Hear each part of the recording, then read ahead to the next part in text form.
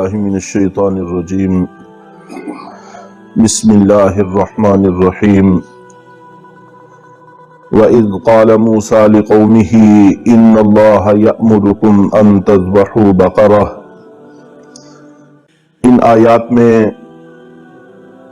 گائے کے ذبح کرنے کا وہ واقعہ منقول ہے جس کی وجہ سے اس سورت کا نام سورۃ البقرہ رکھا گیا ہے۔ چنانچہ بنی اسرائیل کے اندر ایک واقعہ پیش آیا اور اس کے بارے میں روایات مختلف ہیں، اور خاص طور پر اسرائیلی روایات تو بہت زیادہ مختلف ہیں۔ صرف قرآن و حدیث میں جتنا کو واقعہ منقول ہے اتنا سا عرض کیا جائے گا کہ بنی اسرائیل میں ایک امیر آدمی تھا جس کی ایک بیٹی اور ایک بھتیجا تھا، اور وہ خاصا مالدار تھا۔ تو بھتیجے کے ذہن میں یہ خیال آیا، پہلے تو وہ اس کے مرنے کا انتظار کرتا رہا، لیکن جب صبر نہ ہو سکا پھر اس کے ذہن میں خیال آیا کہ کیوں نہ اس کو قتل کر دیا جائے، اس سے کئی فوائد حاصل ہوں گے۔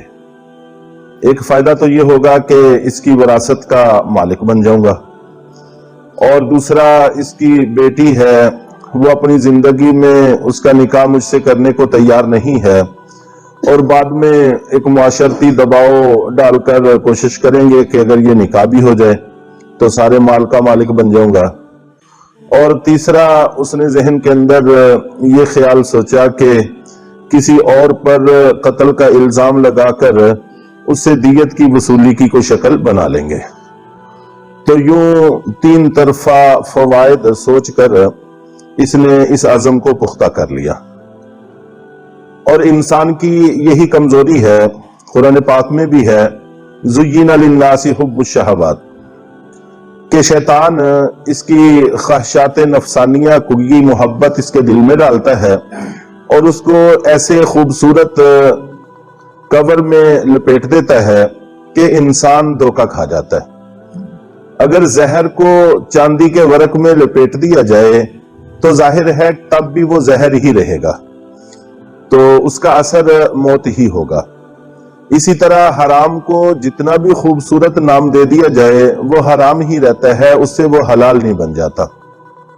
تو شیطان نقصان کے پہلو اس کی نظر سے اوجھل کر دیتا ہے اور لالچ کی پٹی باندھ کر اس کے مفاد کی باتیں اس کو سجاتا رہتا ہے، جس سے انسان وہ سب کچھ کر گزرتا ہے جو اس نے اپنے ذہن میں سوچا ہوتا ہے۔ اور جب انسان کر گزرتا ہے پھر حالات ویسے پیش نہیں آتے جیسے اس نے سوچے ہوئے ہوتے ہیں۔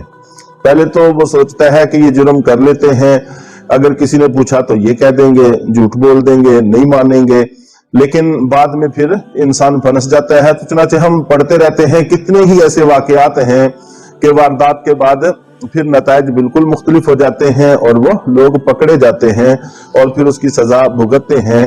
یہاں پر بھی ایسا ہی ہوا، اور حضرت موسیٰ علیہ السلام کی حیات طیبہ کا زمانہ ہے اور ابھی تورات نازل نہیں ہوئی تھی۔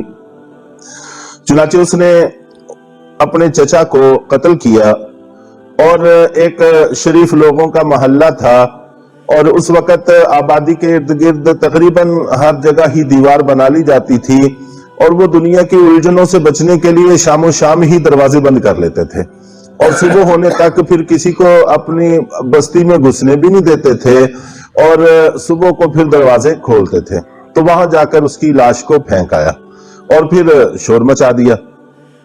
چنانچہ ان لوگوں پر جب الزام آیا تو یہ بڑے پریشان ہوئے، اور یہ حضرت موسیٰ علیہ السلام کے پاس گئے اور ان سے کہا کہ ہم قاتل نہیں ہیں، ہم میں سے کسی کو اس کی خبر تک نہیں ہے، لیکن یہ لوگ ہم پر الزام لگا رہے ہیں۔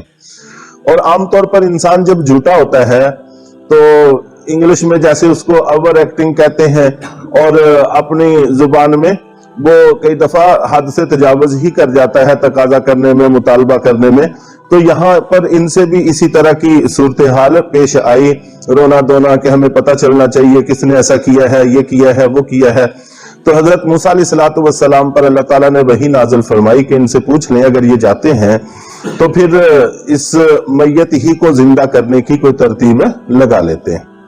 چنانچہ حکم دیا اللہ تعالیٰ نے کہ ایک گائے ذبح کرو اور ذبح کر کے اس کے جسم کا کوئی حصہ اس میت کو لگاؤ جس سے یہ زندہ ہو کے بتا دے گا۔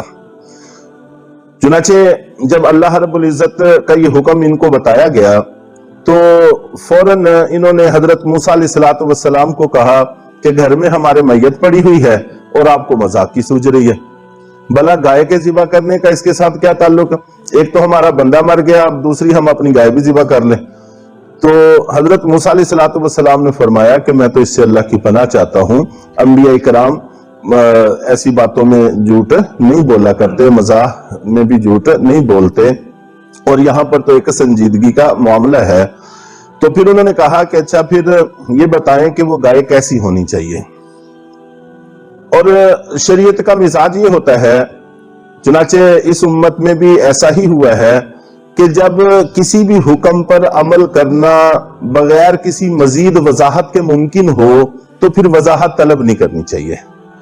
یہی اصول ہے، یہی طریقہ کار ہے، اور صحابہ کرام نے ساری زندگی اس پر عمل کیا ہے کہ جس حکم پر بھی، چاہے وہ اللہ کا حکم ہو چاہے اللہ کے رسول کا حکم ہو، تو جب وحی کے نازل ہونے کا زمانہ ہے، اس وقت جب کوئی حکم نازل ہوا اور اس حکم پر عمل کرنا ممکن ہے بغیر کسی مزید وضاحت طلب کیے، تو فوراً خاموشی سے اس پر عمل کر لینا چاہیے، مزید وضاحت طلب نہیں کرنی چاہیے۔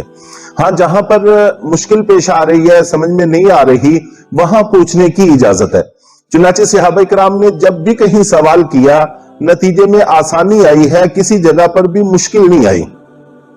حج کا حکم آیا تو صحابہ کرام کے ذہنوں میں ایک تشویش لاحق ہوئی کہ جیسے نماز ہے، جیسے وقت آتا ہے نماز پڑھتے ہیں، روز فجر کا وقت آتا ہے روز نماز پڑھتے ہیں، روز ظہر کا وقت آتا ہے روز ظہر کی نماز پڑھتے ہیں، اسی طرح جب بھی رمضان آتا ہے روزے رکھتے ہیں، ہر سال زکوٰۃ ادا کرتے ہیں۔ تو حج کا حکم آیا اور حج کے دن بھی ہر سال ہی آیا کریں گے، تو پوچھا علی آمینہ یا رسول اللہ، کہ اے اللہ کے رسول ہر سال حج ہوا کرے گا؟ آپ نے فرمایا کہ نہیں، یہ زندگی میں ایک ہی دفعہ ہوا کرے گا۔ تو ان کے ذہنوں میں یہ خیال آیا کہ اگر ہر سال حج کرنا نماز کی طرح، روزے کی طرح، زکوٰۃ کی طرح ہو تو یہ تو بہت زبردست مشقت ہو جائے گی انسانیت کے لیے، تو فوراً پھر یہاں پر سوال کیا اور اللہ نے آسانی کر دی۔ تو چنانچہ جب بھی صحابی رسول نے سوال کیا ہے، نتیجے میں آسانی آئی ہے۔ اسی پر کہا گیا ہے کہ صحابہ کرام جیسے دانش مند لوگ کبھی تاریخ انسانیت میں پیدا نہیں ہوئے۔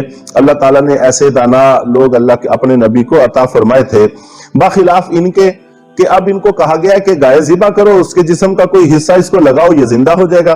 ان کا کام تھا کہ ہر ایسا جانور جس کو گائے کہا جاتا ہے اس کو ذبح کرتے اور ذبح کر کے اپنا کام چلاتے، لیکن انہوں نے پوچھنا شروع کیا کہ وہ گائے کیسی ہونی چاہیے، تو اللہ تعالیٰ نے بتا دیا کہ جوان ہونی چاہیے، بوڑھی بھی نہ ہو، بچی بھی نہ ہو۔ اب ظاہر ہے کہ جوان مہنگی ہوگی، بوڑھی اور بچی سستی ہوگی، تو آسان سے مشکل میں آ گئے۔ تو پھر انہوں نے کہا کہ جوان گائے بہت ساری ہیں، تو اس کا رنگ کیسا ہونا چاہیے؟ اللہ تعالیٰ نے بتا دیا کہ زرد رنگ ہو، دیکھنے والے کو دیکھ کر مزہ آ جائے، خوبصورت جاذب نظر رنگ ہونا چاہیے۔ اب سفید، کالی اور پیلی اور اس طرح کی ساری چھوڑ چھڑا کے ایک مخصوص گائے میں آ گئے۔ تو پھر مزید وضاحت طلب کی کہ اچھی طرح سے بتائیں، پھر اب انشاءاللہ ہم کچھ کر ہی لیں گے۔ تو پھر اللہ تعالیٰ نے بتایا کہ اس کے جسم پر کوئی داغ دبا بھی نہ ہو اور وہ کسی محنت مشقت میں استعمال بھی نہ ہوئی ہو، تو اب اور زیادہ مشکل پڑ گئی۔ تو اس وقت عام گائے کی قیمت 3 دینار لکھی ہوئی ہے، جبکہ ان کو اس گائے کے وزن کے برابر سونا ادا کرنا پڑا۔ تو اتنی زبردست مشکل میں یہ پڑے صرف چند سوالات کرنے کی وجہ سے، اور وہ سوالات بھی اس لیے کیے کہ اندر چور موجود تھا اور یہ چاہتے تھے کہ کسی طرح سے چھٹکارا ہو جائے، اور اوپر سے تقاضا کرتے تھے۔ تو بہرحال اس واقعے کا تذکرہ ہے، انشاءاللہ اس واقعے کا کچھ حصہ مزید عرض کر کے پھر آیات کا ترجمہ کریں گے۔ تو اللہ تعالی ہم سب کو فہم عطا فرمائے۔